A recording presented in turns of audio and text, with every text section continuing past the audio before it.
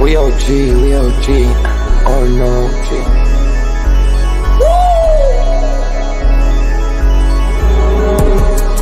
You're not bullish enough. Yeah. Oh no, you're not bullish enough. You ain't got D or no. I get stoned by the bolo. Bitcoin set to overload. Yeah. Experts on reload. Yeah, yeah. You're not bullish enough. Yeah. Oh no, you're not bullish enough. You ain't got D or no. I get stoned by the bolo. Bitcoin set to overload. Experts on reload. Mempool getting hot. Everybody wanna rock. Ayy. Runes is coming. Everybody on a knot. Ayy. It's a nuisance. Ordinal Revolution. Ayy. Ordinal Revolution. Yo, it's my guy for real, bro. Rune Strategies. Got friends right now.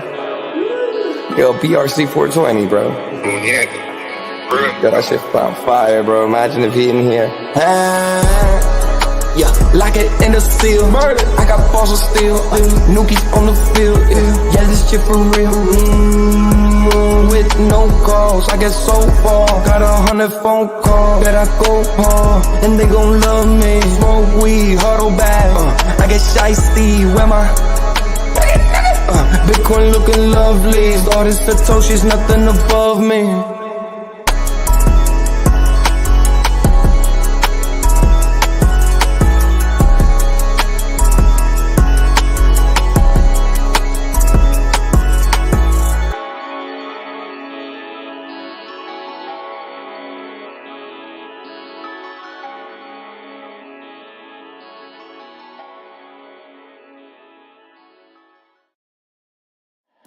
Bitcoin's alive, what you gon' do? Mempool fees are high. Ordinal.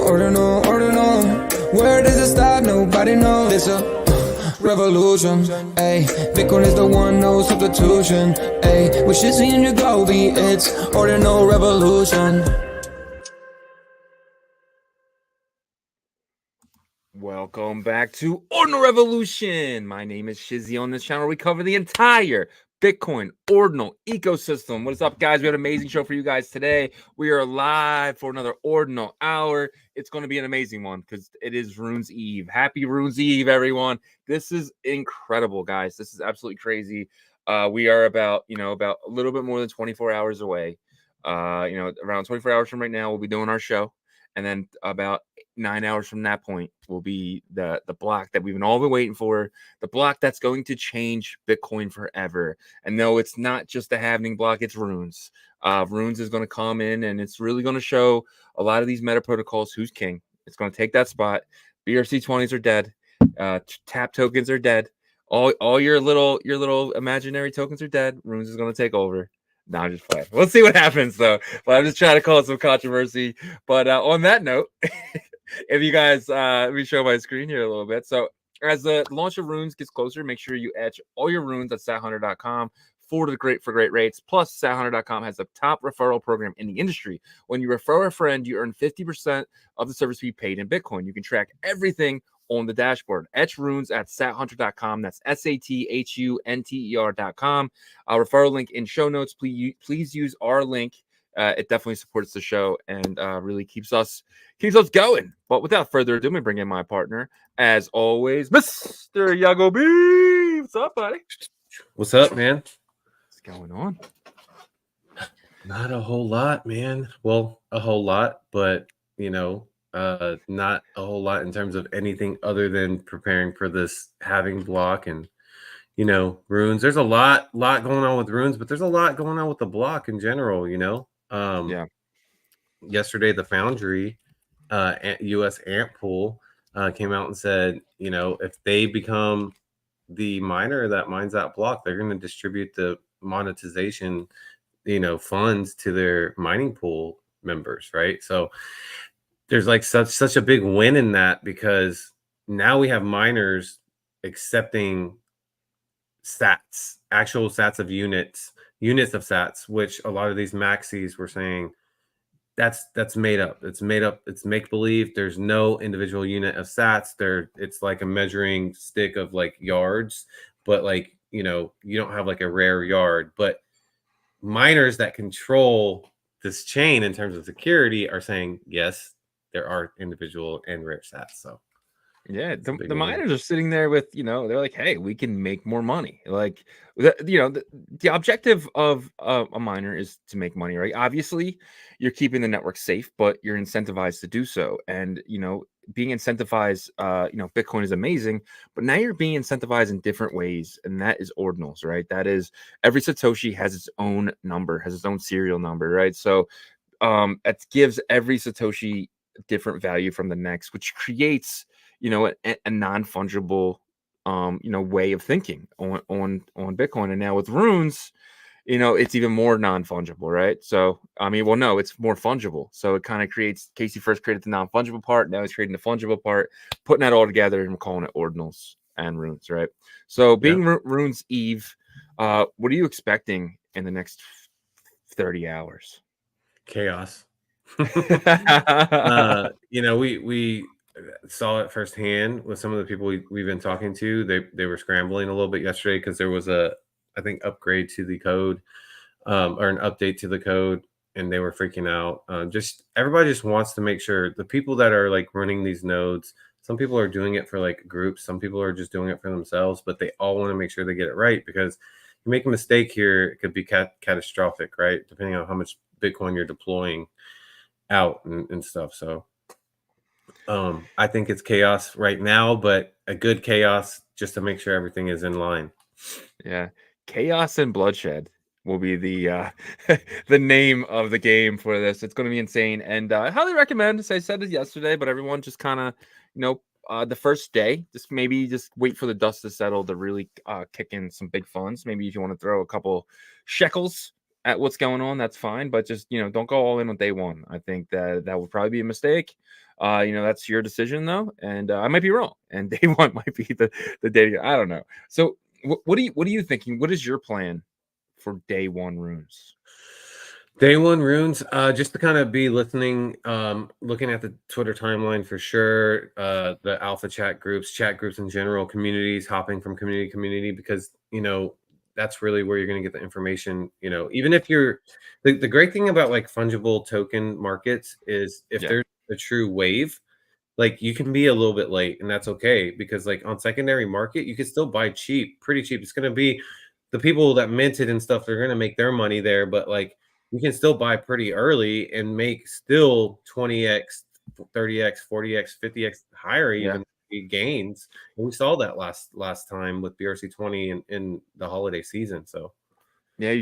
We got a few of those tokens that really ran for us, and that was absolutely huge. But yeah, man. I guess we'll kind of get into the king. yes, sir. Get into Bitcoin. And one thing I actually was taking a look at, I did a Google search on the exact date of the 2020 Bitcoin halving block, and it occurred May 11th. So it was like almost a month. It's going to be almost a month, close to a month out further than this year. And you can see, this is actually whenever it started to kind of descend a little bit. So the way it worked last halving, there was an uptrend up until the actual halving day. It looks like the day before maybe it started to descend, and then had a little leg back up to recover after halving, and then another descend, and then up again. So it was kind of choppy, and then it started to really pull away. It looks like in July. Yeah, Um, Obviously history doesn't exactly repeat itself, but it does rhyme most of the time. And so I don't know if that means that, we have to think about like the scale though, right? Because like a month ahead of us was the last halving block from the 2020. So if we're gonna kind of do like a scale of where it could start to take off from here, you're looking at May, June, July. So it could be kind of like at the end of May and then early June if it follows kind of this trajectory. And this is but the daily chart. you gotta remember though that this was a black swan year. You know what I mean? Not saying this one isn't. So this one's hard to judge. I'm curious of 2017 of what that looked like. 2017. Yeah. And a lot of Yeah, people are actually saying that this is more closer, like this bull market seems more aligned with 2017. So yeah, let's take a look here at 2017, and let me do the 2017 date here. See exactly when that was.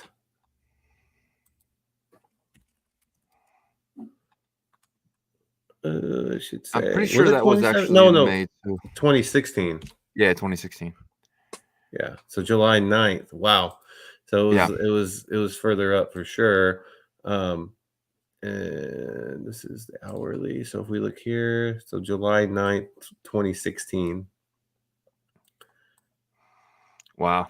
Bitcoin was Yeah, super cheap, bro. definitely was.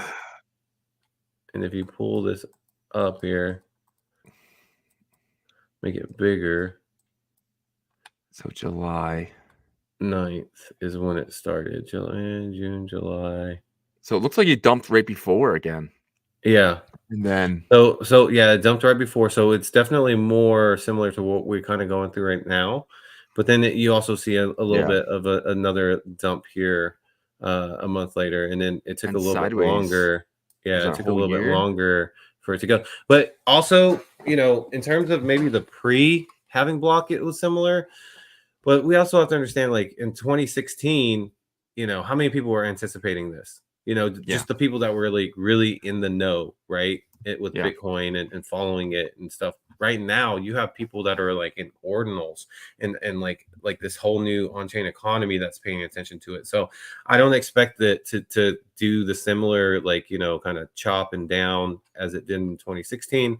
But we'll see. We you know, we'll never know until we actually get there. But looking at the short term here, hourly chart looks like we pulled back up. We're sitting at like right below 64,000. So that's good because yesterday we were Yeah. like between 60,000 and 61.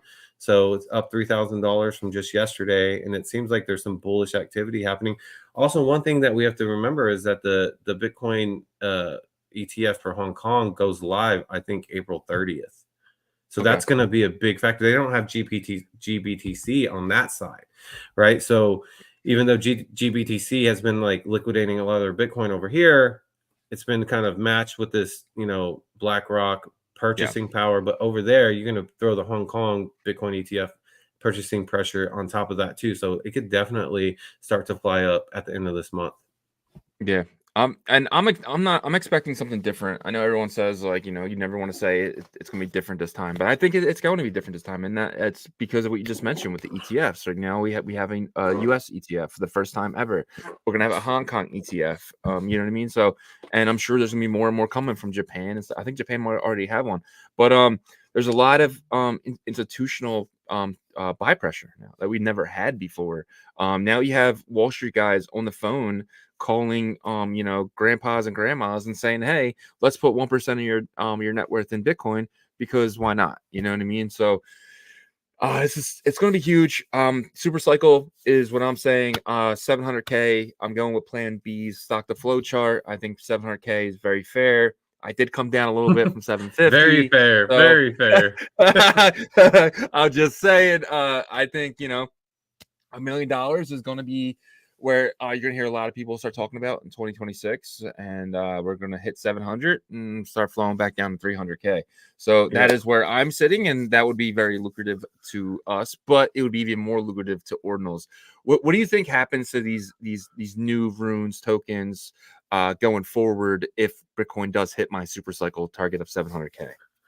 I think it goes nuts. I think, Yeah. you know, because they're a lot of the probably like the largest bags of Bitcoin, I don't see them, you know, necessarily playing in this playground, but there's enough Bitcoin that's spread out into like the whales of our ecosystem to where I think it will definitely flow in and it'll track outside ecosystems to play in this playground, right? And so obviously I've always been in the camp of everything that's in Bitcoin's on-chain economy will benefit from Bitcoin going up, like in terms of trickling down profits first. And it used to always go to Ethereum first. So you know, I'm super bullish about that, and I love the fact that we've been in this space for this long, and the people that have been watching every day, because we understand that like there's ebbs and flows here. But like, there's new people that come in from different ecosystems, and they're like, "Man, I heard, you know, Ordinals and BRC20s and stuff were so bullish. Why is it like not going crazy?" And I just sit back and I'm like, well, it's because you don't understand the ebbs and flows of it. Like Yeah. it will go crazy, but impatient people will leave and they'll miss their chance and they're not going to make it. You know, so you got to be really patient over here. And when you are, you're heavily rewarded, in my opinion. Yeah, we saw that with Charlie Q, right? He left like right before the bull run, and then comes crawling back, you know, in the middle of it, and now he's the CEO of BitLight. It's like the right? worst So time for him to leave during that run up. But yeah, but even I want VCs do it, to go ahead. guys, and he's a venture capitalist, so it's like, you know, you can't be mad at yourself for doing it. But if you stay here and really prepare for, you know, let's just say we do go into a small little bear cycle type of thing after the halving. If you stay and stick it through, you're gonna make it for sure. Yeah, definitely. And I want to just show this real quick, Yeah. because I think this is actually really important. So this was the Will Foxley at WS Foxley FOXLEY posted this first, because this is the first one I saw, first account I saw post this. But it says breaking foundry services will isolate the Bitcoin having epic sat and redistribute profits to its pools clients. Every mining company is now an Ordinals company. I love that part. But you know, that is just really, really big in my opinion. It's big for Ordinals. It's big for on-chain economy with Bitcoin. Because, you know, when you have a huge entity like the Foundry, Yeah. you know, making that statement, and then everybody else is going to follow suit, right? Because like all the other pool, you know, members of these other mining companies want them to do that too, right? So, And they're just the we good. first, right? We're in an area of finance where it's very monkey see, monkey do, right? So you could probably see Mara come out, and I know Mara is really big into Ordinals. They were one of the first companies, but they haven't publicly came out and say it.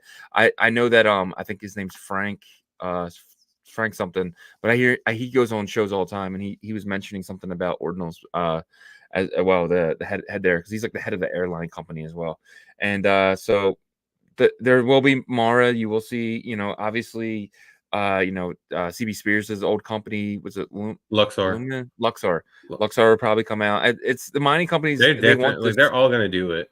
Yep. Because So it's lucrative for them to do it, you know. it's stupid not to. Like, why Yeah. wouldn't you? Like, embrace Well, this so we can embrace you, right? So and this could really start the rare sat and you know, uncommon sat industry, and kick it off, like because like we've been trying, like going through like phases of it going up and down over here, but yeah, we're just the Ordinals community, but like, which is, I don't want to say we are just, because we are a very strong community and powerful, but when you're talking about, you know, billion-dollar revenue mining companies saying, hey, look, this is a new industry for us, let's go ahead and let's team together and let's create like a market for it, that could be huge. it could be it could be insane. Yep. Absolutely insane. Very excited for the future of Ordinals for sure. Yeah. Guys, make sure that you're smashing the likes, you're subscribing to our channel if you're not subscribed, because we will bring you the latest and greatest for all Bitcoin ecosystem, on-chain economy news, and updates, specifically with Ordinals and Bitcoin side chains and stuff. So, but without further ado, I think Shizzy's ready for his roll call. Let's get it. All right, let's get it. First is first. We got John the Collector in that first spot. John, congratulations, buddy. You got that first spot today. We appreciate you, my friend, and you win today. So John's a winner. Consistent, man. I know, if you guys don't know, be like John, guys. Be like John. Be like John. 9:13 p.m. I put the video out at 8:59. I didn't tell nobody either. It just happens. But and then that next spot, we have the Glass Hopper in the building. Mike's World, Harold Browder, and then we have Tobo in the building. Crypto Noob, Trending News, D Love, and then we have my man Yazir, always here. Appreciate you, my friend. I Walk Alone, always here. John, first is first, and you're not first today, John. You gotta do better. And then we have I just want to get to this comment real quick, because it's just bullish news on today on track, but I'm sure Shizzy Soloway will find something to be bearish. But there was no news on track. Fuck it. And Jason Silver bought more. Like, it's not news. And then we have Joko in the building, and then we have Mr. Sheedy. Appreciate you, my friend. Sayin is in the building. Danny is our second member. He was almost first by about 40 seconds. Appreciate Danny. He's the man. We have Magic, Green Man, Cheedy, Neo Meester. He says Bitcoin is zero post halving. I hope so. And then we got Pelpa, Coach Cats, Coach. And we have Akala who joined the membership on Monday. Thank you, Akala. And we have Gabriel in the building. Google me B. What's up, broke boys? And then we got Chief Axel, and we got AOD Art. AOD Art Tim, thank you for joining us, my friend. Chain Watcher, Courtney Johnson here every single day. We appreciate you, Courtney. Nocturnal OSD is in the building. Thank you, Nocturnal. Then we have UD Scam. And then we have Mike's World. And then we have Tree City West. This is like all week now, Tree City. We appreciate you, buddy. And he said Bitmap Emporium minting is happening right now. Yes, we participated in that. And then we have Cindy, Sanford, ASO, Elk, Aronis. And we have Rick G, always here. We had Rick G on the show last week. Rick G is phenomenal. And we have who I messed with? I got Vaxzone, Gabriel Sarbo. Today. We got a lot of people. That means we need a lot of questions. So put your questions in the chat. Yeah, guys. We're going to start doing a thing where we pick the question of the day. So at the end of the show, we're going to pick question of the day. And we'll want to know the prize you're going to win. We'll have to figure that out. Maybe Yagobi will talk about. Maybe there might be a prize every day or of some kind. Maybe we'll do a point system. And then, Hugh says, Shizzy is a madman. I'm crazy, bro. And we have Terry Prince in the building. What's up, Terry? Ant-Man, Drex, TKO. Who else? And then Cindy, I'm not sure if I said her already, probably did. And then we have the man, the myth, the legend, J25. Appreciate you, Jay. Jay helped us out on Tuesday and was absolutely amazing. Yes, sir. Love those guys. Orange Cubicle and OSD for sure. Representing. Man, we appreciate all of you guys spending your Thursday morning with us, or afternoon or evening, wherever you are in the world. We got 157 people in here. Let's get those numbers up. But make sure you're liking, subscribing, doing all the stuff that can help us out, please. And then put your questions in the chat. And let's go ahead and dive right in. We know Runes is one day away. But with that being said, we already knew this, but it was reconfirmed yesterday. Casey Rotemer is not hard coding runes 1 through 9. There will only be one hard coded runes, which is rune 0, uncommon goods. We knew this, we heard that this was going to happen, but I guess all the developers and people that were preparing their nodes, they didn't have 100% certainty, and yesterday they got that right. Yeah. So Casey came out last week and said that he's thinking of not doing the first 10 and just doing uncommon goods, but it never was official. This makes it official. This actually gives a little bit more, more reason to kind of try hard for these, knowing that Casey is not. So now they can kind of start preparing, getting all their ducks in a row to be that Rune 1. And you're going to be paying over $5 million to be Rune 1, right? So they're going to sell that block. We'll see what happens. But, if it is the company that you said, they might not be selling that block. They might be keeping it for themselves. So yeah, that's true. I mean, if they're so excited about this epic set, they might be trying to just do everything themselves. But that was the whole reason why I guess Casey and his team didn't come out and just confirm, hey, we're not doing 0 through 9 because they didn't want things to get crazy and people to front run and all these things. Yeah. And then so they announced it a day and a half before Runes actually is there, so people can't really try to do all these backdoor deals, even though they were doing it already, saying that they're going to offer $1 million, $2 million, $20 million, right? Yeah. So pretty crazy. And then kind of piggybacking off of that, Casey inscribed the message fun as a child inscription for Ordinal inscription 0. We don't know what this is, but maybe keep this on your radar because it could lead to something. We don't know. Any ideas or anything of what this could lead to? But people are preparing for a rune that is called "Make Bitcoin Fun Again." Wow! And this will be the child of the parent, which is fun, which is the child of the parent, which is Rune 0. So potentially this could be the grandkid of Rune 0, which is Make Bitcoin Fun Again. So if you do see Make Bitcoin Fun Again, get it because that is Casey's rune, and it will pump because it's Casey's rune, and it's the grandchild of Rune Zero. So that is the rumor that I am hearing from inside sources. So and I mean inside sources, I just mean like I was listening to Leonidas's his thing yesterday on his Spaces yesterday. So, but they were talking about that in there with Udi, and Udi thought it was a good idea as well. So we'll see. Yeah. And we were talking to some other people that saying, like, you know, even though Casey is only doing uncommon goods that's hard coded, like people think he's wanting to show people how it's done and maybe doing like creating his runes this way and being like, this is how you should do a proper runes. So that would be awesome, because that one could fly, even though if like, you know, uncommon goods is going to take 4 years to mint out. So that will take a long time for it to really be, I think, lucrative. But like this one could definitely, you know, fly if it's Casey behind it, right? So and with it not being hard coded in, you know, Casey's going to play fair with everyone and just try. You know, he's just going to try his best to be, you know, within a rune 20 or 30 or 50, and then, you know, and then shows how it's done. So you could see, you know, make Bitcoin fun again. I think that's under the 28 characters, especially with the space bar. I found that yesterday that the dot in between Rune Zero, I mean uncommon goods, like right here, that's just a placeholder. It's not an actual character. So you can have, you know, 29 characters with that there. You know, you can have 28 and have spaces. So that could definitely fit in there and make Bitcoin fun again. But we'll see. Yeah, and you know, I was just thinking, you asked me earlier, what's my strategy going into this, right? Yeah. I remember, you know, the BRC20, the first run up, even, and the second run up. There's going to be some that are like memes that people just really start throwing crazy money to, and then there's some that like speak about this utility they have or like a product.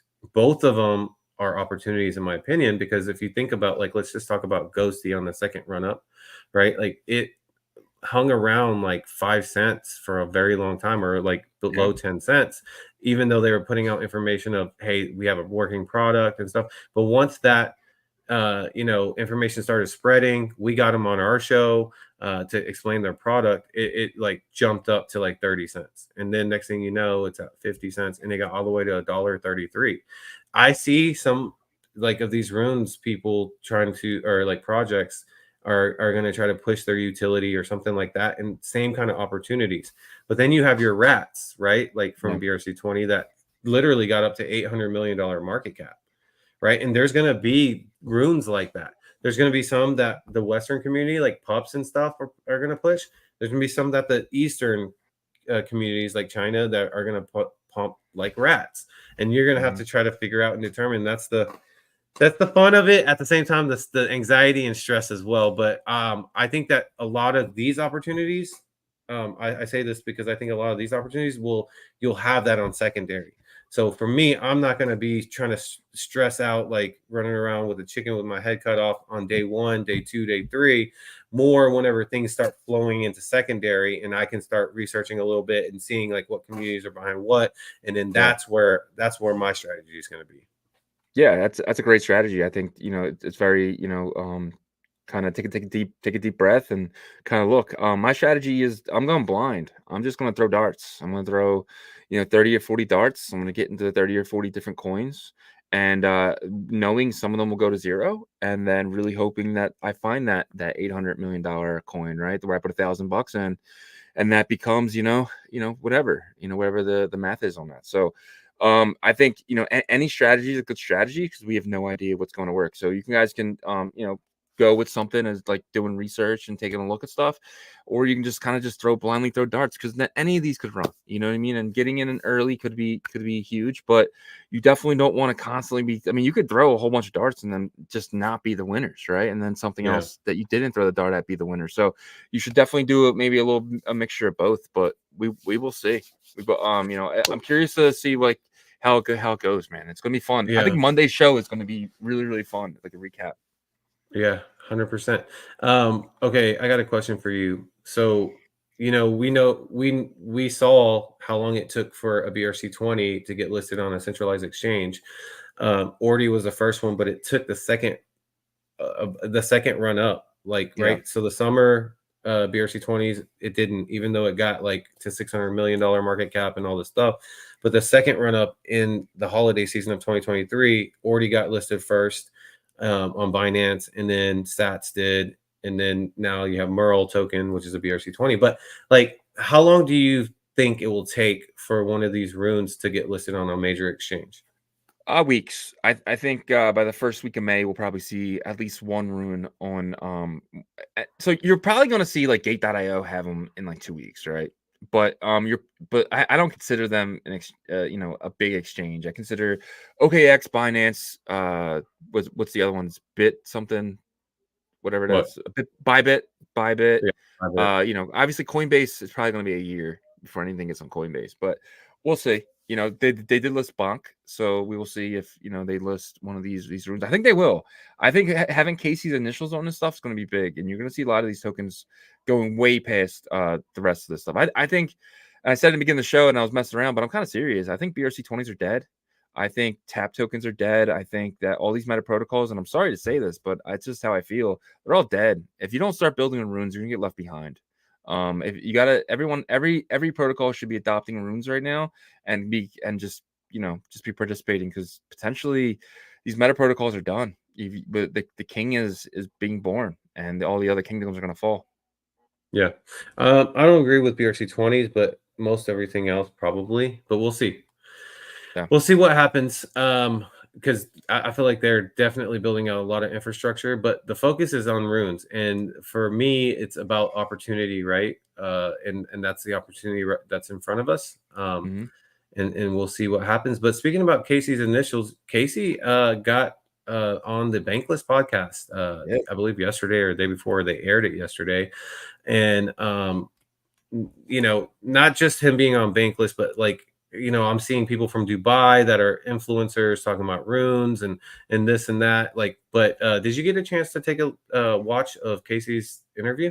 Yeah, I'm like 60% done, and I loved it. He was coming at the Bangless guys, talking crap about ETH. He called ETH the scam right in front of them, and he just nodded and smiled. I love the Bankless guys. I'm a YouTube junkie, so I've been watching Bankless for, I don't know, the last 4 years. I don't watch every episode, but probably saw about at least half the episodes that they put out. And I enjoy those guys. I learn a lot. I'm not really not familiar, but I'm kind of out of the loop on Ethereum. So listening to those guys really helps me keep in the loop, because I want to keep my knowledge base very broad. I obviously, I'm here in Ordinals, I'm dedicated here. I spend all my time here, but it's nice to at least get an outside glimpse, to be in the conversation later if someone does bring something up, like, oh, I don't know what that is. I pride myself on knowing everything about this industry that we're in, but my time is spent in Ordinals, so it is nice. Yeah. I do enjoy Bankless, but to your point, Casey killed it. Casey did an amazing job. If I could choose having Casey or Vitalik, I would choose Casey every time. His personality is great. He likes to joke around. He's fun. He's intelligent. He's like the perfect person to lead this industry that we're in. Yeah. Well, it's funny. We were having that conversation before, and we were just like, man, yeah, he's a lot cooler than Vitalik, that's for sure. But yeah, I watched some of it, and I know, those Bankless guys, they're pretty smart guys. They do their research. They've been in the space. They understand how, the mechanisms work of crypto, DeFi, and these blockchains.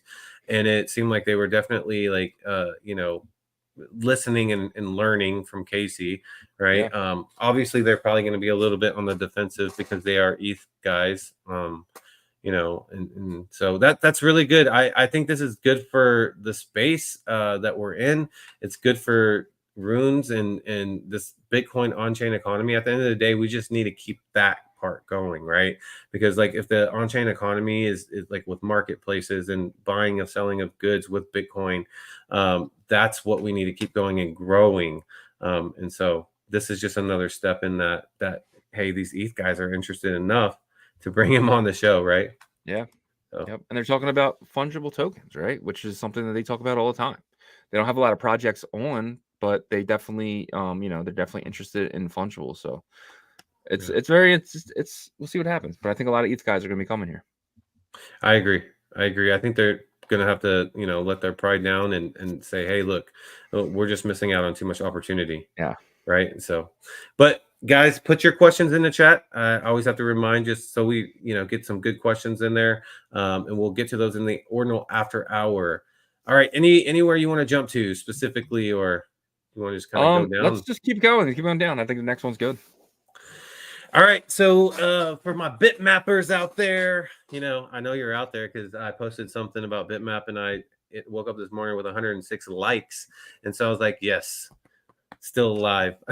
This community, and there's people that FUD Bitmap. Some of it's for playfulness, some of it's not. But the thing is that, like, I still view Bitmap as the main protocol for this metaverse, or this community of having that ability to connect metaverse type builders.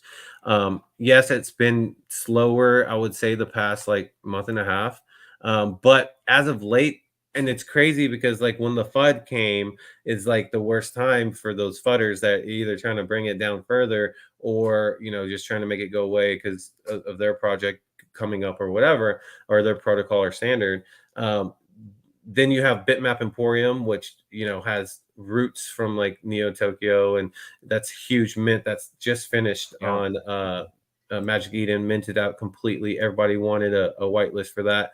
And then you have Bitmap 420, which is a platform with Ben Schiller. He's been in our spaces. He's out of Bitcoin Startup Labs, and he's working with Merlin chain to really ignite, get more builders. Because guys, look, even if they're building on a side chain, a Bitcoin side chain, it's going to help Bitmap overall, because if you have Bitmap builders, you get Bitmap activity over there and on layer 1 and stuff like that. But with that being said, what's your thoughts? I know that you were a little bit worried about Bitmap and wanted to hear your perspective on it. So 30% of the Bitmap supply is locked in Merlin. 30% of that supply is going to be unlocked. A lot of people that put it in 3 months ago when the prices were a lot higher. With runes coming, people want to get liquid. There's already people that in our chats that are just saying, "Oh, I want to get my stuff out. I want to get my stuff out." So I think Bitmaps has a way to go down before it starts building back up. I see this dropping at least half from where it's at right now after this opening, and it's sad, but I don't think Bitmaps are dead. I don't think they're like BRC20s. I think they're going to be a pillar in this industry, but we need builders. We need people to come in and build it and say, hey, there's a community there. I don't need to build my own. I can just use their community and I'll just build around Bitmap. And that's going to happen. But again, that'll be later in this cycle. So right now we're still in the IDO phase of the cycle. Like IDOs have been going on like crazy. Just saw Merlin start to do theirs.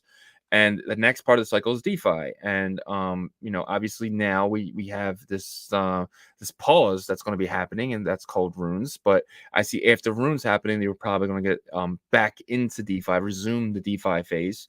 And then from there, you might see Bitmap come back in the collection part of it. And I think it does amazing in the collection part of the cycle, which is normally towards the end. But the collection part could last 6 months. It could be 6 months of collection cycle, and then eventually that's usually right before the gamify, right? So collection and gamify are kind of going to go into each other, and it's going to be fun. It's going to be fun to watch, but it's going to be very interesting. Yeah, and it's interesting right now because like there's 56 buys pending right now on Magic Eden, so there's definitely a lot of people still seeing value in these. Yes, the floor price isn't like the strongest it's been. Obviously, it's been dipping, but 56 buys pending, right? So to me, I think that's a good sign. And then you also have like we talk about runes and how people want to get liquid with runes, but runes could be like a catalyst for even more success with Bitmap in the future, because like you have teams like I'm So Chris that's able to actually use their fungible token into their payment rails now with runes, as well as like they're using Bitmap a lot, and this is kind of should be probably like a call to action more of, I think, for the Bitmap builders to really start uniting, guys, because like it's going to be up to you guys. Obviously users matter, but the builders are going to have to really build a playground, right? And when you build a playground, then the users will come and play. And so that's what I think, needs to happen in this community. But look, I got a DM yesterday from a musician, and she said that she wrote a song about Bitmap. And she did. And so I said, let me hear it. She's going to let me sample it. She's obviously doesn't want me to hear the whole thing because, she's got a plan for it. But I said, send it over, email it to me, so, she's doing, I think she's like traveling and doing live shows or whatever. So I said, send me the song, and I'm going to listen to it, and we'll see. But I told her, I was like, these are the type of things that need to be highlighted more about the Bitmap community. The fact that I never thought I was going to get a DM about that. You know what I mean? I don't know what the song's going to be sounding like or anything like that, but it's going to be interesting. Bitmap. Why do you keep going down? Bitmap. That's going to be fun though. I can't wait to hear it. Maybe we'll put it as our entrance music. But well, maybe we'll see. We'll see what happens. But for me, every time, and it's funny because like when people start flooding Bitmap, is usually when the price bounces back. Yeah, and that's what we've seen in the past. So I'll tell you what. Every time Block's been flooding Bitmap. Every time Block floods Bitmap, it goes back up. So he just started. We'll see. And then he starts talking good about Bitmap, and then does bad again. So does he ever talk good about Bitmap? I feel like he did when it was flowing. He said congratulations, but he said it with a heart, like not the best smile, of course. But gotcha. Yeah. All right. So Bitmappers, don't worry. We've been here before. We will rise again. All right. So next thing here is the biggest airdrop in history. Just happened. Merle token is claimable, but has not done airdrop yet. So the claiming part has happened, but we still have some time for the actual airdrop. Do you want to get into kind of when you think that's going to happen? When I wrote this, I was messed up because I thought that it happened, but my days were messed up because China's days and our days are different. You know what I mean? So it's like right now they're going into the 19th in 20 minutes, and we're still going to be in the 18th. So that kind of messed me up a little bit. But then I realized afterwards that the claim has happened, but the airdrop happens tomorrow. So so it starts. You can trade it on centralized exchanges. I think OKX, I think Bybit, and a few other ones, which is huge. So you can be able to deposit your Merle token. You'll probably get the airdrop tonight or tomorrow, and then I'm sure Jeff's going to give it to you before this opens. And if you want to sell, you can sell it over there or use Merlin Swap. It's probably going to be around the same price either way. If you want to do it decentralized or centralized, that's your choice. But I received I got my points, and then I received the amount. Look at that. Rich man over here. I'm going to be getting 23,000 points right now. That's valued about $46,000. So, which is pretty amazing. Obviously, I think the price does drop a little bit going into it, so I'm not expecting the 46,000, but I'm not selling anyway. And if you look here, the claim, I'm only able to claim 11,500. In stage 2, which is going to be May 19th, 2024, which is looking about an entire month from right now, I'll be able to get 5,700 more. And then in stage 3, which is looking to be June 19th, which is 2,000. So every 19th of the month, it's going to be like a birthday present, right? So a payday. Yep.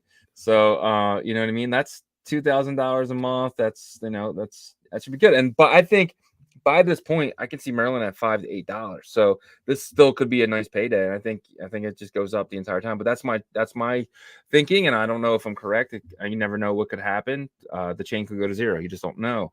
But I am willing to take that risk in holding this to Valhalla. I'll be holding any tokens that I get today will be just in that same wallet, and I'll just keep doing the same and holding. And I'll probably be buying yours off the floor, Yagobi, because I know you're planning to sell. No, I'm just playing. No, what is your plan? I'm holding these long term. I feel like the altcoin and DeFi boom outside of Bitcoin is going to be a little bit later. 2025, if we extend into that year for the bull market, and so that's whenever I think really we're going to benefit from some of these non-native Bitcoin tokens, which this is native to Bitcoin. It's a BRC20, but the way that Merlin works, it's also an ERC20. So and that's one thing I want to also announce or talk about is that when you claim these tokens, most of us used our Unisat wallet for the staking seal. So you have to have a EVM MetaMask wallet address for these tokens to be airdropped to. So what I did was I just used a completely separate EVM wallet, grabbed my address, put it in the claim section, and was able to claim. And it's in the process of being airdropped. So you have to do it that way. You can't use your account abstraction wallet address from your Unisat. Do not do that. Yeah. I will just use a separate MetaMask wallet as the receiver address, and then that's the address that you'll receive all of your Merle tokens down the line. Yep. And I think if you did, the only issue you're going to have is you won't be able to send it to a centralized exchange using that wallet. I think you'll have to send it to another wallet first. So if you did use that wallet, I think it's still okay. I just don't think that you know, there's some reason why. I can't remember why. I gotta reread that, but I don't think it's too big of a deal if you did. But yeah, and I mean, I'm just being safe by not doing that, right? So 100%, definitely be safe. Got to practice safety first, then teamwork. That's what I always say. But But yeah, so this one kind of leads right into that. 20% of the Merle will be distributed for users who staked in the Merlin seal. It'll be released monthly, 50%, 25%. That's what we see here. 50% of it, 25% of it. And you see 12%, 6%, 3%, and 3%.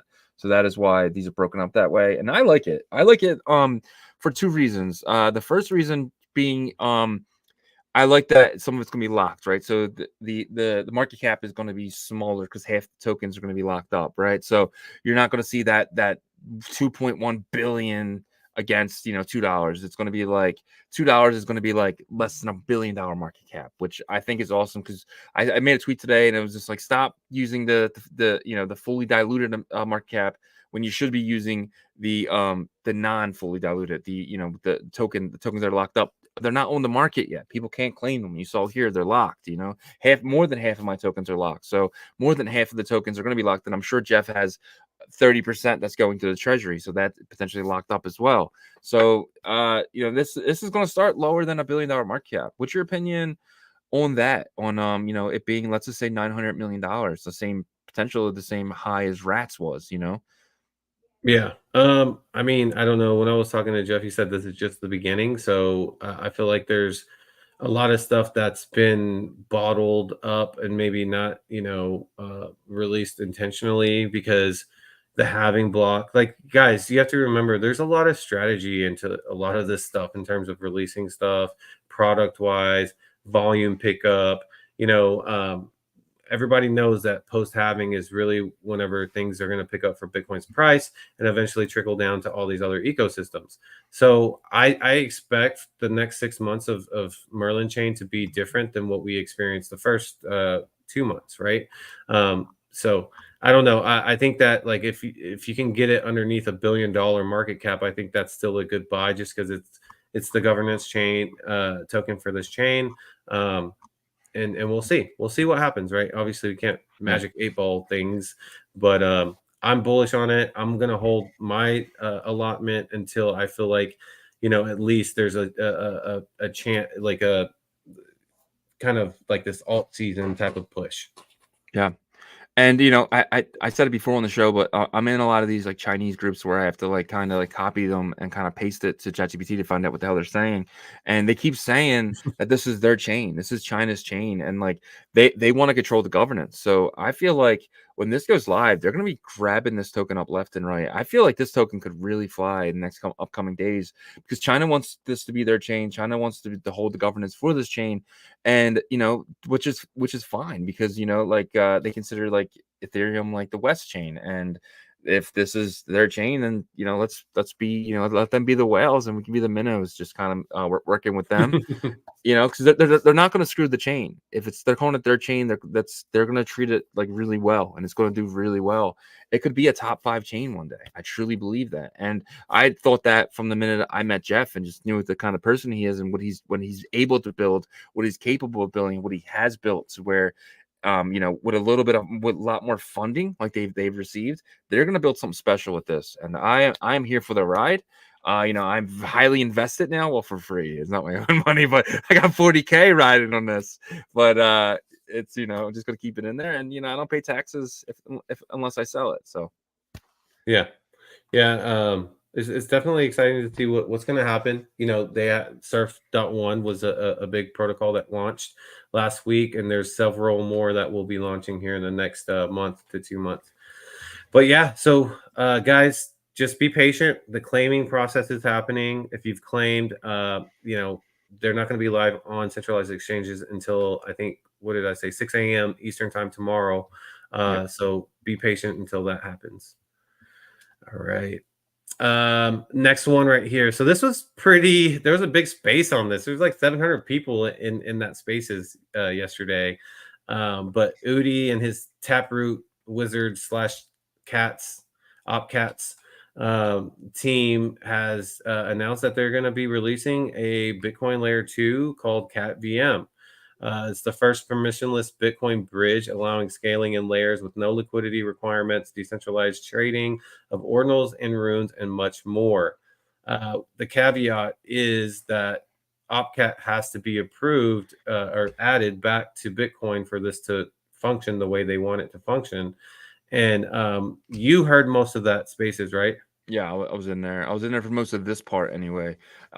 Yeah, so they put out a really cool let's see if I have it here. It's a children's book. I got it up. Yeah. Do you have the I actually have the children's book itself. Oh, you got it? Yep. But yeah, oh no, I actually have the actual children's book. I'm sorry. Let me just It's an actual book. yeah. So this is it right here, and then there's a second Okay. one. So it starts here. It says CatVM, the thing. And if you guys want this, I'll pin it in the comments. But yeah, it's an actual book that kind of walks you through. I like this part. Our story begins with a young Rindell awakening in a strange land. Young Rindell, whoa, where am I? But I'm not gonna keep going because it's pretty cool. I'll probably read this to my kids. I was about to say, it sounds like you're reading it to your kids. Builder, feast your eyes upon the feat of innovation. I gotta have ChatGPT teach me how to read, but we'll but yeah, so I thought it's pretty cool. I don't think OpCat will ever get passed because Larry Fink does not want any backdoors in Bitcoin. You know, obviously they're not planning for that. Udi wants the best for Bitcoin, but you know that opens up risk, and I don't think these guys are willing to let that happen. So I don't think there'll ever be another upgrade to Bitcoin, especially not this one. But it's fun to think about. So yeah, I think one of the biggest things that they feel like they can maybe convince them is they're saying the computations are happening offline, so it's not, you know, going to affect like the on chain security, or you know, but it can be proved on chain, right? So that's their approach to it. I heard bits and pieces about, you know, throughout the spaces, and one of the questions I think it was Trevor asked, like, what language, you know, can be used to you know, once these are bridged over and stuff like that. And he basically said you can use any like programmable language, which to me, I thought that was very weird, right? Because there's not, it's not sticking to like Solidity or Rust or like anything. And so I don't know. And then Leonidas, I think he tried to like bring a little bit of a dose of realism to the conversation and said, you know, this is really cool and stuff, but like, you know, it's probably going to take 2 years. And then Udi said, no, it won't take 2 years. He says that he can get everything done within like, you know, maybe a year or so. And yeah, it just seemed like there was the people that were on like stage, like the hosts and stuff, were kind of like, this sounds like a good like story, but you know, probably low percentage chances that this will happen. But we'll see, man. We'll see. They've been beating that drum about like how it's so possible, and Rendell is talented. You know, he was the one that created the what was it, the siphon. Oh, Remember? is that him? Yeah, he created the siphon to stop the UTXO bloat with the BRC20 mints. That was him. And, you know, it was a smart mechanism, but like obviously he ran out of money to continually do that because that costs money. So we'll see what happens. Like I said, I think they're talented people. We'll see. Cool storybook though, right? Yeah, I felt like that was liked pretty it. cool. I thought it was really cool. Yeah, I'm curious if my kids will let me read it to them. Probably not. But this is boring Bitcoin stuff, Dad. But yep. Oh wow. So it looks like Bitmap Emporium is already trading live on secondary. Yeah. No way. What's he going for? Like 0.0, the floor is 0.017. So this is the mint happened today. And so you know, we'll see what happens here. I don't know. This is exciting for me because it's a bitmap. Wow, 0.02 already. Damn, I know, this is flying. but is that like we don't know how high it's gonna get here, right? Look at some of the sales here. Wow, it came out the gate hot. Like some sales are 0.0179. And then the floor's getting pulled up. So that's pretty crazy. Yeah, it is crazy. I mean, I don't know. Like this is the first kind of themed like collection, right? Yeah. With Sure. Bitmap. So I don't know. I like it. I like the fact that it's bringing some attention back to Bitmap. But we'll see what happens with the collection. Gosh, man, it jumped up pretty quick. But like you said, like your strategy for mints like this is 1 got to hour. go for an hour and then come back and get that. DCA. Yep. Yeah. Yeah, the 1 hour DCA. If you're gonna if you're planning to buy 3, after that 1 hour, then you just spend like every 30 minutes you buy one, and I'm almost positive you'll get the lowest prices possible. So it's just started at let's just say 1150, around 1250. You'll probably see the lowest. I'm sure, but we'll see. Yeah, we'll see. It's definitely moving. I'll tell you that. But I don't know. Is this something you're looking at, or are you just so hyper focused on runes? So I was in the mint, but I wasn't able to claim.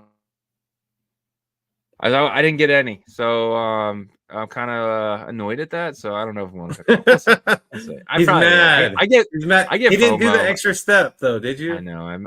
I don't know. I thought I did. My wallet. I don't know. But it is what it is. We'll get in the next topic here. It is what it is. All right. This is the next topic. Jason Fang and Sora Ventures have purchased more than $1 million USD worth of track. Yeah. Okay. Who said that? I think it was I Walk Alone. I gotta call him back out because not I Walk Alone. It was John. Calling him back out. John. Yeah, that's what it. Sorry, I Walk Alone. You find John John's comment? But yeah, John. He says this is news. Them buying. So this is just. He called you Garrett Salloway. Yeah, he called me Garrett Salloway. Shizzy Salloway. Dude, track's not gonna do well. Runes is here. There's no reason for track anymore. There's no reason for BR20s anymore. There's no reason for any of these protocols. Just try and get out before runes. That's the best case scenario for you. You waited too long. The circus has left town. You got to reword stuff, man. That's some of it sounds exactly like you're a crypto financial advisor. I'm just saying it doesn't. I don't care about that. If you try to sue me, then suck it. But you ain't getting crap. No, I'm just kidding. But yeah, I just think that you should really consider making some decisions because I think runes is here and these other meta protocols are done. They're all done for. So it was fun while it lasted. Yeah. The circus has left town. You were stuck with the peanuts that you did not sell. Yeah, I just don't agree with that for BRC20s. I could be wrong. I don't agree with it. Do you agree with that for TAP? Do you think TAP is dead? I think TAP could be if it definitely doesn't do anything in the next 3 months, 2 months. If there's not a solid plan, and a lot of these things, I don't know, I feel like they're gonna have to plan their road out if runes is what it is, because we're talking strong words on something that we haven't even interacted with. You know what I mean? And so it's who knows? What if there's a huge catastrophe and so many people get turned off by it because there was something messed up in the code or something, or a lot of people are just turned off because they create a bunch of cenotaphs and then a lot of tokens get burned. We just don't know, right? What we feel is bullish because everybody's bullish about it in the space. You got a lot of not influencers, but actual crypto influencers. And you always say whenever those big crypto influencers are here, that's a warning sign. Once you're gonna see it within the next month or so, you're gonna see and we already see it. Windio's been talking about runes. Yeah, but Runestone, she calls them Rooney thingies. She's just not she's not there yet. It's common. But I think she's gonna be buying runes. She doesn't know how to buy runes. She's an idiot. She has people that will do it for her. Someone's gonna buy it for her. Like exactly. Yeah. She's an idiot. She can't. She's just. I don't know. She's not the smartest. She's not the brightest crown in the box. But I'll give her credit. She is in the box, right? So, you know, she's a color that people don't use. And if you watch her show, you probably shouldn't be watching ours. But I don't know. But when Rand starts talking about it, Rand's the biggest one. When Rand starts talking about it. And is like I remember he had Jack Levin and what's the name on the show back when BRC20s were running hard the first time. Yeah, and then they explained to him what it was. So you're gonna see that happening again. That was a sell signal though. Once Jack Levin went on that show, that was the time to sell everything. So I'll be paying attention to that. I think that'll happen in like probably June or July. I think you'll see the big the big crypto influencers, the main guys, the bit boys of the world, start talking about this, and then that's when you know it's time to sell your bags. Yeah. So what if they start talking about it like they won't tomorrow or the next day? They won't. I mean, they always come in late. Rune's has gotten the most like publicity out of any meta protocol that we've ever had here. You know, and so I wouldn't be shocked if next week, you know, these big influencers are telling you what to buy. I was listening to Ivan this morning, and he talked about runes for a second. Well, he's talking about Rune Terminal because they're paying him, and he came out and he said that Casey was the creator of BRC20s. That just told me everything that I needed to know about where the topic is being talked about, though. That's Rune's Terminal was paying them for the ad. So he didn't say anything about Rune's tokens. He said Rune's with Rune's dropping, with this new Rune protocol dropping from the guy who created BRC20s, Casey Rodamore. Be prepared for Rune's Terminal, and then he started talking about Rune's Terminal. But when I heard him say the creator of BRC20s, Casey Rodamore, that just shows me everything I need to know. These guys are not paying attention, and they like safety. They like the safe stuff. They like the renders of the world and the stuff that is no shot in hell to go to zero. You know what I mean? That's what they like. And because runes will get there at some point, but that won't be till like July, when we know which ones are the winners and which ones are the losers, and they'll come in and buy the bags of the winners because they're hoping for a 2-3x. Those guys that they don't, they put $1 million into it, and when it goes up 2-3x, they're happy. We're looking for 100. Normally, when they start talking about something, the 100x's are done. Yeah, that's just my point. Yeah, we'll see what happens. It's definitely something. This is a first for us in the space, right? Yeah, like a first to have this much hype on a meta protocol. That's for sure. And so we're gonna see. Because I will say this, I have a little part of me that, to where this could be disappointing, because there's just so many high hopes, right? And so I don't think there's zero chance in my eyes that this is not the biggest thing that's ever happened on Bitcoin. I am 100% sold on this. But what makes you think that? Because Casey, it's in Ordinals, it's in Ordinal Theory. It's been tested for over 3 months. It's not something that just grew from November. This has been Casey's head since November. We already kind of saw testnet with ARC20s, and they work well. It's just all the ducks are in the row to me, and they're fixing the little things. They had some changes to make, and they had their guys scrambling. But once the code is hard coded and it's in there, they can still do upgrades to it. So if there is something that is wrong, Casey can fix it with one upgrade. So it's to me, it's not that big of a deal. It has Casey's name on it. If you got a Coinbase right now, you can see that they're already talking about it. I mean, what is a CoinDesk? Sorry, there's already an article that says Casey. I saw it this morning when I went on there. Casey Rodamore. CoinDesk is the one that named him most influential of 2023, right? Exactly. Yeah. So, and that's the thing too. The most influential man in 2023 has a new protocol. It's going to do so well. You, my friend, are not bullish enough on runes. I'm sorry to say. Yeah, that. I mean, like from a marketing perspective, and we know that marketing does drive the markets here. So, yeah, I mean, his name's behind it. We'll see the user volume and stuff like that, how high it gets. Yeah, there's things that like have a ton of hype that will kind of like not live up to it, this might be one of the ones that does live up to the hype. But we're gonna find out here in the next like less than 24 hours, right? So yeah, man. Well, no, more than that. And about I can actually pull that up real quick. I think it's probably a good opportunity. I haven't done that yet. I go to bitbo.io. That is my favorite place, and there's a little clock that is there. Up, where is it? It's right here. It's hard to find sometimes, but this will take you to a /halving. But it's 1 day, 8 hours, and 20 minutes. So it's looking like we're gonna land on 420, which basically means that's what people were thinking, anyways. It's UTC time, so 8 Okay. o'clock would be 420. So this is looking like it's going to land right in that 8 o'clock hour. What about our time, or like Eastern time? That's what I mean. 8 p.m. Eastern time. Friday? On Friday, yeah. Okay, gotcha. Which is the 19th for us, but it's the 20th for UTC. For them. And okay. They're going off That's UTC. Like perfect timing. So yeah. 8 o'clock on a Friday, dude. Everyone's going to participate all weekend. That's the best part to me, too. You're going to have all weekend to kind of sit at your desk. And I already told my wife, pretend I'm on a road trip. You know what I mean? Pretend I'm not home. Because I will be stuck in this chair, making sure I get the best information for our members. And we're going to be doing many member videos as well. So. Yeah, and Magic Eden and these larger entities are going to try to get these runes up on secondary as fast as possible because they want the users to start using their UX, right, and feel comfortable and then win that user experience. So, yeah, I mean, I wouldn't be shocked if in Eastern time or Central time, we're trading like DGen Saturday morning.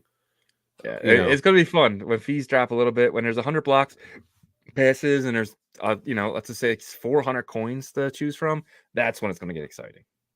But you will be paying $200 for a transaction, just saying. Yeah, the fees are definitely going to be high, so just be prepared for that. All right, we went a little over today, but no problem with that. We're going to go into the Ordinal after hour. Appreciate all 237 of you guys hanging with us. We're going to get to your questions, and the very first question we got is Sayan 228. He says, isn't it better to claim our Merle token on the EVM Merlin chain address so we don't have to bridge later on, or we put ETH mainnet for safety reasons? Open a MetaMask, create a new account, put it in there. That's what I recommend. That's what I did. And later on, if you want, you can send it to the Unisat account abstraction EVM address if you want to bridge to Bitcoin to have your BRC20s on Bitcoin. You can do that. We were just following instructions to what the Merlin chain site said. So that's why I used a separate EVM MetaMask wallet address. For sure. All right. Good question there, Saying. Let's get to this next one. Need some like elevator music. We do have the one thing. All right. This is a good question to kind of prep for rooms here. Gabriel Sorba, how many UTXOs are you guys going for, and how many sats per UTXO do you think will be best? Many different stat sizes in each UTXO. Are you splitting up all your UTXOs? Playing some elevator music. Yeah. I'm not worried about that. So what I did is I have 9 different wallets with 0.1 in it that I am getting ready for. So that, I guess that is splitting up the UTXOs, but I'm not really worried about anything besides that. So yeah, I mean, I started with fresh wallet addresses and accounts and just funded those with a certain amount. I haven't split my UTXOs up within each wallet yet. I'm going to get with someone that is, has done a good job on theirs probably later today. But I don't think it's going to be that as big of a deal as you think. I think someone, what's his name? Not Post Malone, something, Cabron or something like that. Yeah. He's a developer. He was just talking about, later on you're going to want to combine your UTXO. So, and at that point it might be so expensive. So I just would rather put a certain amount of, nothing crazy amount of Bitcoin with a fresh wallet account and then deal with that when fees go down after I purchase my runes. That's what I'm probably going to do, but I'm going to get advice from someone that has done it. But I don't have any of mine split up yet. All right, Courtney Johnson, do we know the token decimal for Merle? I see they shared the address, but no decimal. I don't think you have to put the decimal in there. No, you don't have to worry about decimals for EVM. I think that's only an issue for inscription. I think it's only an issue if you're trying to deploy your token. Because you have to put the token decimals, but I'm not sure what it is. When I put the contract address in there, it automatically updated all that information for me, Courtney. So hopefully that works for you. Let us know if you have a follow-up question with that, because you might be trying to ask for a different question there. Yeah. All right, what we got next here? There was some really good questions. Oh, here we go. Bull or bearish on Bitmap Emporium art? The art's cool. I'm neutral. I'm not like a huge fan of it, but I don't not like it. I like it because I feel like it's like kind of like that. It's a mix with like the 8-bit graphics with kind of like this the bitmap stuff integrated into it. I like it. It's probably not gonna be for everybody, but I think they're trying to pull off a little bit of the Neo Tokyo look a little bit too, right? Don't you think? Yeah, a little bit. Yeah. But it's I like it. Sure. Do you like it, Danny? That's the question. The price is dipping, just like I said it would. And about another 40 minutes, you should see the bottom. Awesome. All right, this is from Tim. AOD Art, longtime member of ours. What do you think about Leo dog meme? Shizzy don't like memes, but he's getting it. Are you gonna buy the Leo dog meme? It's all about tokenomics for me. I think it does well, but I think the market cap's going to be way too high, way too early, and it's going to dip hard. It's going to dip really hard. This is something that it's probably going to, if I do get it, it'll be my 1 hour and wait, 1 hour in DCA. But I'm looking for 100Xs, bro. I'm not looking for 4Xs. That this is going to come out with like an $80 million market cap, and I'm just not interested in that. So, yeah. It depends, like the fact that they have 3 tokens could actually be good for runestone holders, because not all 3 are going to have like a bunch of market cap, I don't think, from the start. And so if one of those has like a lower market cap, then it could entice the public to just pour into that one, right? So like if there's one that's kind of has a cool name to it and it's a lower market cap, let's say $10-15 million, then that might be a good buy because it's a part of the runestone trio, and one of them might just take off and do very, very well, while the other ones might just do okay. So I don't know. It's really going to have to see like how the other 2 do, and like also like when is his release going to be for these as well? Like are they going to be 3 separate times split out by like a month each? Who knows? But the dog one is the one that's getting the most attention, and that's the one that seems like it's the most thought out right now. And if Leonidas can get Rune 1, that's to me, it's not about the name of the token, it's about the number. And I might be on a different side of that later, but as in the beginning, I want the first 20 runes. I think that they have the best chance of success. Yep. All right. Bobby Groom says, how do we claim? All right. So if you're talking about Merle, you need to go to merlinchain.io. Merlinchain.io. And I'll share my screen here. And then you just go to claim Merle. And then you will go to right here. There'll be a button for claiming. And you guys saw how much I got, which is a little bit less than Shizzy. But that's the step. It's really simple. That's how you claim right there. Hopefully that answers your question, Bobby. All right, who else do we got? Anytime I hear the name Bobby, I always think King of the Hill. Bobby. Damn it, Bobby. That's my purse. Crypto hot news. Any strategy with tomorrow's airdrop of Merle token? So that airdrop should be, yeah, it's going to be tomorrow, I think. The strategy, we both talked about our strategies. We're both going to, mostly hold long term for this. I'm personally going to be looking out for like alt season, right? So whenever that comes, I don't know when that is. Probably when Bitcoin's at like 130,000, 140,000, and then like it really trickles down to these other alts to where people are just wanting to gamble and just put their money into different alts. I think that's whenever tokens like Merle will really, really take off. But that's just my opinion, and that's most likely going to be my strategy.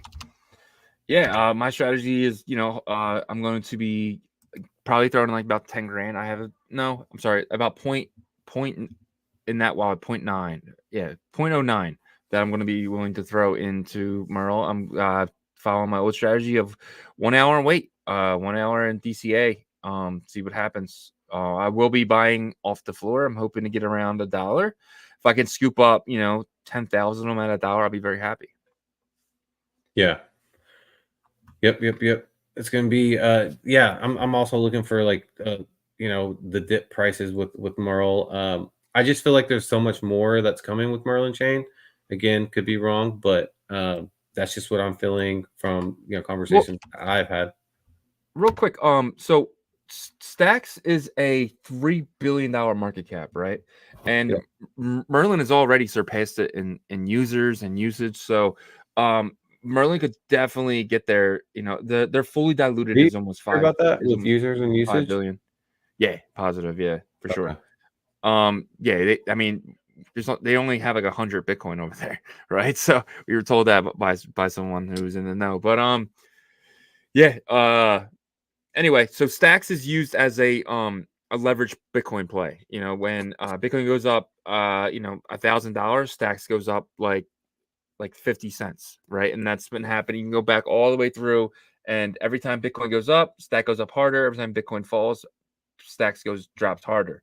And you've seen that all the way up. And I think when Bitcoin passes 100K, Stacks is going to be at $5. And I think the same for Merlin. I think Merlin's going to be over $5 when Bitcoin is over 100K. And I think it becomes now a leveraged play, a leveraged spot play for these guys on these exchanges because they don't give a crap about what the token is actually used for. They just want to trade it on OKX and stuff like that. And I definitely see a lot of money leaving Ordi and Sats in these exchanges and going into Merlin because Merlin will be now the real play for those guys. Yeah, we'll see what happens with that. Definitely, I think it's gonna have to come with like the volume increase and stuff like that. There's gonna be some speculation just because like it did get added to OKX. I think no matter what, that's like a good thing. You saw both Ordi and Sats go up because of that. We'll see what happens, but we got some time before I think like things go ballistic with it. For sure, definitely. All right, Nocturnal, our guy over here, he says, do you predict runestones to be over or under 0.09 going into having possibly hot pepper chip challenge potential for you guys? He wants to see us in pain. I love it. Like, dude, like for the people that saw Shizzy on New Year's Day, like he was out, like I want to say a good like 10 minutes, but that's what happens when you bet against the champ. And apple, guys, and apple was what saved me. So you ever do there's some kind of acid or something in the apple that works for me. And definitely if you're doing the hot chip challenge, keep an apple nearby. But I'm down for a bet, bro. What's the bet? Runes under over 0.09 runestone before going into the having. I just don't care enough. This goes to well, you know what? 0.11 also, or like I heard that matter. they like recalled the most recent hot chip challenge because someone passed away from it. Oh, like shit. someone that was in high school, like a high school student, was dared to do it, and then so I don't know about that hot chip challenge no more. Maybe you got last year's and you survived, and then if we get this year's one of us is going down. So, we have near 250 people in here, guys. Please smash the like. What are you saying? I cut you off. No, I was just saying maybe I'll just have somebody like my wife on hand, 911 or something. Yeah, man. But anyways, yep. I think that it's gonna stay under going into having. I think it's gonna stay under. I just don't care But enough. I honestly just don't look at it.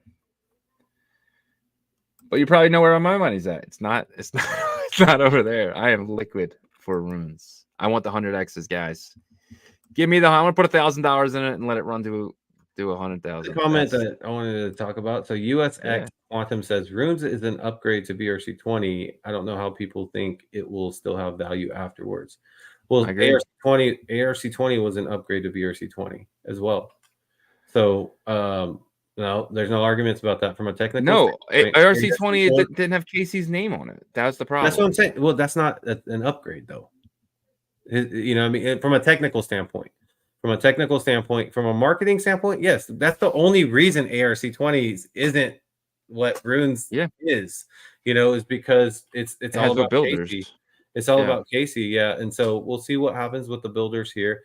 You know, if they end up having builders with runes, I think that we already know of 4 or 5 of them already. Yeah, with like Rune Pro and stuff like that, and Rune's Terminal. But will they be able to integrate their token into their platform? That's always been kind of the issue, because no smart contracts. You can do that with certain things, but at the end of the day, like the GMX token was not, you know, that wasn't integrated into their system. Yes, you got rewards or something and with it, but that's like, enough. That's enough, you know. Yeah, I mean, staking I think is the biggest thing. And you know, we don't like to say it, but you know, it's still a security like reasons to hold it, right? If the exchange does really well, you potentially, you know, the token does really well, and like, you know, that's not something we like to say over here, but it happens, right? The more volume Uniswap does, the higher the token goes. You know, when Uniswap gets sued, the token goes down. Like it's just that gives it that like that performance, almost performance. Yeah, it's kind of like if Amazon got sued, the stock drops, right? So we don't like to say that over here, but that's kind of how it is with a lot of these tokens. A lot of them are representative of a security. Yeah, but don't get it twisted. We had a great interview yesterday with James Half from PAL Capital, and I mean he's one of those guys that like forecasts the next new hot shiny thing, and he's gotten it right so many times that, you know, he's obviously does this for a living, and he said that the tech doesn't matter. And it's true. It doesn't matter. Like at the end of the day, you know, as long as the user volume and community gets behind it, then it will win. And that's just how it goes. John the Collector, another question with Liquidium bringing in runes. Will you be utilizing their services? And if so, would you rather be lending or borrowing in this early runes run? That's a great question, John. Borrowing for sure. Borrowing, I think being liquid is the best. So you would borrow against what though? Like your Ordinals? I'm not holding anything, but yeah, I dumped all my. You wouldn't borrow against your runes, would you? That's a leveraged play. I mean, well, I guess so. I think that you got to be careful with it, because, like, you know, obviously they're using some sort of indexing mechanism to be able to determine what that liquidation. But you can't get liquidated. There is no liquidation. Not liquidated, but like giving up your runes. No, as long as you pay it back, you're fine. If you're on the borrowing against, it doesn't matter. Right. As long as you want them back by the date. As long as you pay them back by the date. So yeah, that actually could work very well. Yeah, because you do have like a timeline in terms of paying this loan back. So yeah. John, that's a good point and question that you bring up, because man, Liquidium, man, I'm bullish on Robin, man. Like I'm bullish on his future, actually, because like I feel like that dude's gonna be like, he's gonna have a nice bull market, I feel like. But with that being said, yeah, this could totally be like a safe leverage play as long as you pay back. You know, and if your runes are down by that much, it might not make sense to pay it back, right? But the whole point would be, in my opinion, this is not financial advice at all, but would be to leverage your runes that you have very strong conviction in, that is going to continually go up for like the next like 2-3 weeks, month. Then you put those up for collateral, get a loan, buy more of that, put that up for collateral, you know, get another loan, get more of that, and obviously don't get ridiculous to, you know, do it to where you can, you know, be efficient in maximizing your situation. Again, not financial advice, because this could get very dangerous, but that could be crazy like opportunity, right? Now, again, that could, backfire on you and your token not go up, and you owe this money to these people, Yeah. and you decide you're not going to pay them or whatever. So I would never lend against any of these runes. Like if you have Bitcoin, I wouldn't lend against them. Like give me a loan against like Rune 1. No shot, because you don't know. You don't know. They might, yeah. it's not worth it. But the lending part of it I would never do. But the borrowing, yeah. All right, good question, John the Collector. I think John's going to win the question of the day.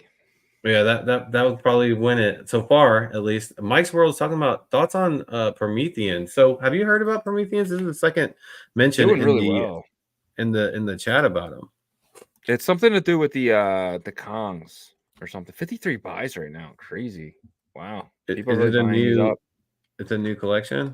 Yeah, it's a new collection. I think it's from the Kongs or something. It has something to do with the Kongs. Oh no, this is an airdrop.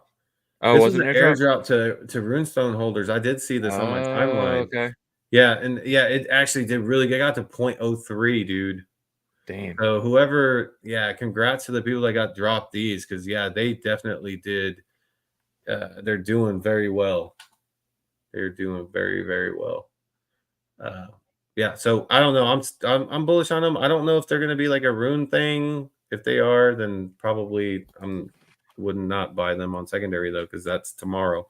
Anyways, good question there, Mike. Vac Zone, how do you feel about Surf Protocol? Bearish or bullish? You start that one. You had the card with them before. Yeah, I'm not bullish on it at all. I actually sold mine. I bought it for 3.7, sold it for 3.5. Just on the protocol though. Oh, the protocol, I'm definitely bullish on it. It's like I said, I'm not. I thought you meant the surf. My bad. I got a text message and it took my attention. Squirrel. What do you feel about the surf protocol bullish? It's I'm bullish on if I wasn't so liquid, if I was holding stuff, I would be bullish on getting the APY. I don't even know the APY. I'm just so focused on runes right now. I would have to say bearish, honestly, just because like that's just not my personal where I'm at. But I don't know. It's hard to say. I wouldn't use it right now, honestly. Yeah. For me, I think I'm actually bullish for the future of it. As long as Merlin chain, gets that volume up, because it could kind of do the GMX thing, right? To where like the volume, gets right now it's done 891 Bitcoin in total volume, which is 56 million USD. 7,752 unique addresses. So I'm assuming a lot of that is going to be from China, probably, because I'm not hearing a ton of like Western users using this yet. But I do know that like for the first like couple months they said that they were going to try to keep fees down, so to where they're not like killing people and stuff like that. And so as of right now, you have 4 options on Surf Protocol. Let me actually share my screen so people can see what I'm talking about here. You have a Bitcoin, Ethereum, Ordi, and Sats. So this is where I think Surf can really benefit volume from the Western side. They're going to add runes. I know they will. The really popular runes, when they come over here, they will be added to the option to leverage, right? Use leverage trading. You can take long or short positions. Imagine like a hot runes coming in here. Man, I don't know, not financial advice at all, but I might be taking a long position on Surf on that, so they have RuFi and stuff like that. But, I'm talking about more of like one that pops out and they say, we're adding such and such to this. Because what they can do is they can create a derivative of it, right? But we'll see. We'll see what happens. I think, these leverage platforms will be more used once things are like just Bitcoin's 150K. Everybody's like, there's beer flowing through the streets, that kind of energy. So I am bullish on the future of it. For sure. All right, we got Cats. It says, any thoughts on Runic Chain? Do you know what Runic Chain is? I don't know. I haven't looked at it yet. No, sorry. Runic Chain. Is that Runic BTC? I'm not sure, but I mean, it seems like another blockchain maybe that's trying to form. We don't know what that is yet. We'll do some research on that.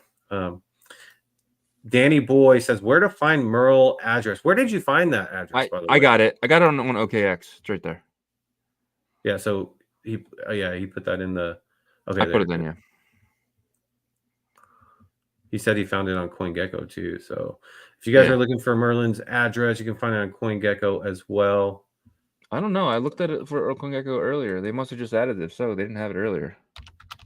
Yes, yeah, sure. Another great member of ours says yesterday. Merle's not there. Okay. Yesterday, the NFT Go did a first come first serve mint, and CyberKong's airdropped. You think this migration of companies from Ethereum to BTC has a positive impact on BTC community or negative?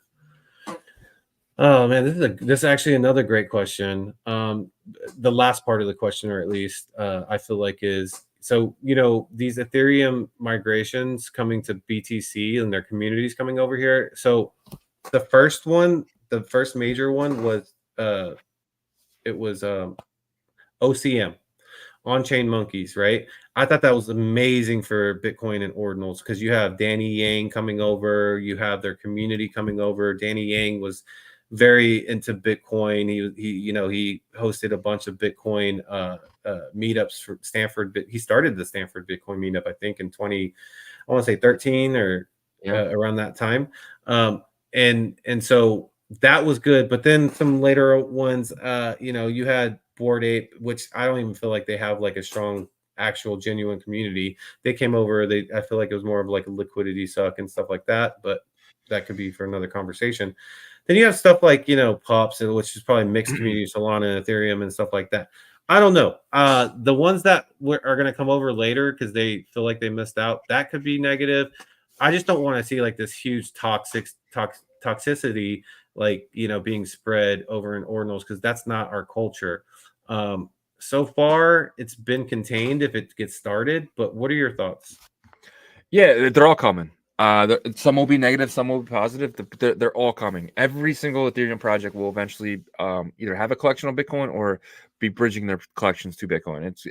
We're the only on-chain economy that's actually on-chain, right? So every single Ethereum project, every single Solana project, they will all eventually come to Bitcoin. It's only a matter of time. Some will be very negative, some will be very positive. And I think like the ones like CyberKong's, they're going to be one of the first ones there, and that's going to be very expensive to bridge over here. But all the collections will eventually be on Bitcoin if they don't do something like HBAR does, where you're going to kind of like use Bitcoin as the cloud system instead of using Amazon. You can see something like that as well. But I think a lot of projects are just going to come here and be trading here in Bitcoin. Yeah. I mean, that's kind of how I feel a little bit, but I think we got to make sure we clean up. At the end of the day, the community probably will get so big to where like we just have to accept the fact that it is what it is with stuff like that. All right, good question though, Mr. Sheedy. If you only have one runestone in a separate and unused wallet, do you paste that address in everywhere trying to get airdrops, or keep it secret and hope they take a snapshot? I mean, I didn't know you could paste that address to. That's not how it works. Yeah, I don't. Yeah, so they'll do a snapshot. You just gotta figure out what dates they do it, right? So if someone's doing a site snapshot for runestone holders, just reach out to that team and ask what date and time they're going to do it, and just make sure your wallet that you're holding it in the wallet. I mean, if you're holding it in a wallet anyways, and you're not selling it, then you'll get the airdrop. So yeah, the only thing that I can think of that is close to what you're talking about is like if you're claiming websites like BPM, remember, like you had to go BMP or whatever the heck it was called, the grift by Mr. Jack Liu. You had to go to the site and then put in your connect your wallet, and then it would show it. But yeah, hopefully that helps you out, Mr. Sheedy. And then last question here is from Sayan 228. He says, how bullish are you guys on the mempool over the next year? Maybe it will never go below 100 sats by VByte. Yeah, I think tomorrow around 7 o'clock will be the last time you see 100 V-bytes for at least a month. I think we get over 1,000. I think we almost hit 2,000 going into the weekend, and then kind of settling back in about 300-400 will be normal. 300-400 will be normal for at least a few weeks, and then potentially 200 will be the new norm. Yeah, I don't like that. I mean, like, everybody's talking about it. It like, I feel like the mempool thing is also like everybody's speculating so much on runes too. It's like everybody's trying to tell the future here for the next 2 weeks, which, I mean, you know, I get it. Logically, it makes sense, right? Pretty obvious, dude. But we'll see. You're gonna have think about what happens when a BRC 20 mint, like the other day, where it was like 2 mints and the mempool hit like almost 200. Now times that by 30. Yeah, but who does that give opportunities to? Merlin. Exactly, and I got that from you saying I did. Because he put, I try to make myself look smart just now, but like Saiyan did put this, he goes, damn, I guess Merlin. But you know, it's true though, right? That it's going to give opportunities to Merlin, possibly Stacks. I think they were supposed to have their Nakamoto upgrade, but we haven't heard much about it since it happened supposedly yesterday. But yeah, and then also, yes, you're helping out Mr. Sheedy. We appreciate you, sir. He says, no matter what, as long as you don't list it or sell it, you can paste addresses anywhere and you get that snapshot too. So we love when the community members are helping each other out. Yeah. And I think that's it, man. Like that's it for the questions. We appreciate all the questions. 275 people in here on a Thursday. Yeah, man. Rune Eve, Halving Eve. Guys, we have an announcement. Tomorrow we'll be live twice. We're gonna be live at our normal time at 11, and then we'll be live again around 7:30. We're not exactly sure what time I'm thinking it's gonna be 7:30. I want to make sure we get in a little bit before the block goes off, and then we're gonna ride it for a few hours, or like at least an hour and a half, 2 hours. Tomorrow we're gonna have Bunzi on the show for the 11 o'clock hour, and then we have a special guest, Crypto Slow, and maybe a few other people as well for the back end of that. We're gonna try to go as long as we can before we start to want to buy things ourselves and kind of see where everything's going. It's gonna be fun. Come hang out with us. You know, if you cannot watch, you can definitely listen. We'll be doing all that stuff as well. So, but to end the show, definitely check out ordinalrevolution.com. We have some of the best articles. We're gonna keep more and more articles on there. And then if you go to Bitcoin Nashville, we have a 20% off coupon. You know, and if you're going to Bitcoin Nashville, make sure you have Ordinals gear. If it's not from us, make sure it's from somewhere else to show the maxis that we're wearing our Ordinal stuff. And you know, but we do have some of the best gear. We're gonna be adding a whole bunch of stuff. We're gonna be adding some Panda shirts as well. So that should be fun. And yeah, I think I hit on everything. If you're not a member, join the membership. We live twice tomorrow. I think that's good. What are you thinking? Yeah, and we might do something this weekend too. We'll see. We just want to make sure that we're covering, you know, runes and everybody's ready. That's, you know, in our community and the people listening. So make sure you subscribe, like this video, you know, tell people about us. We appreciate all the support and look out for those members videos. That's it. Yeah, man. And we'll see you guys tomorrow. Happy Runes Eve. Peace.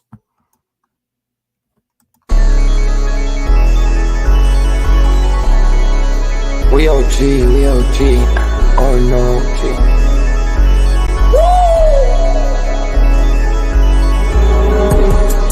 You're not bullish enough, yeah. Oh no, you're not bullish enough. You ain't got D, oh no. I get stoned by the bolo. Bitcoin set to overload, yeah. Experts on reload, yeah. You're not bullish enough, yeah. Oh no, you're not bullish enough. You ain't got D, oh no. I get stoned by the bolo. Bitcoin set to overload. Experts on reload. Mempool getting hot. Everybody wanna rock, ayy. Runes is coming, everybody on a knot, ayy. It's a nuisance, Ordinal Revolution, ayy. Ordinal Revolution. Yo, it's my guy for real, bro. Rune Strategies. Got friends right now. Yo, BRC 420, bro. Yeah. Yo, that shit on fire, bro. Imagine if he in here. Yeah, lock it in the seal. Merlin. I got balls of steel. Nookie on the field. Yeah, this shit for real. With no calls, I get so far. Got 100 phone calls that I go hard, and they gon' love me. Smoke weed, huddle back. I get shiesty. Where my Bitcoin looking lovely. All this Satoshi's nothing above me.